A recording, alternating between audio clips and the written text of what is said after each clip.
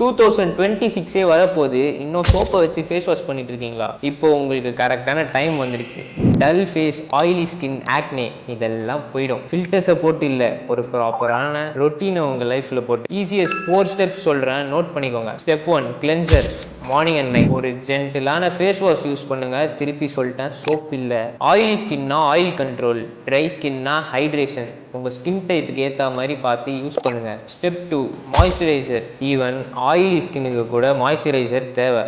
Gel based or oil free moisturiser type பார்த்து use பண்ணுங்க. Step 3, sunscreen. SPF 30 or above daily use பண்ணுங்க. நீங்கள் வீட்டிலே இருந்தாலும் சரி, இல்லை சன்னே வராமல் க்ளவுடி வெதராக இருந்தாலும் சரி, யூவி ரேஸ் நம்ம மேலே பட்டுட்டே தான் இருக்கும். Step 4, night routine. Before sleep face wash பண்ணிட்டு லைட் மாய்ஸ்சரைசர் இல்லைனா சீரம் அப்ளை பண்ணுங்க. அண்ட் ஒரு போனஸ் ஸ்டெப் சொல்கிறேன், நைட் டைமில் 5 minutes உங்கள் ஃபேஸை மசாஜ் பண்ணுங்கள். உங்கள் ஃபேஸில் பிளட் சர்க்குலேஷன் பூஸ்ட் ஆகும். Then glowing skin confirm. So boys and girls, no more dull skin, no more excuse. நான் சொன்ன பேசிக் ரொட்டீனை ஃபாலோ பண்ணுங்க. 2026 வரதுக்குள்ள உங்கள் க்ளோவை நீங்கள் பார்ப்பீங்க.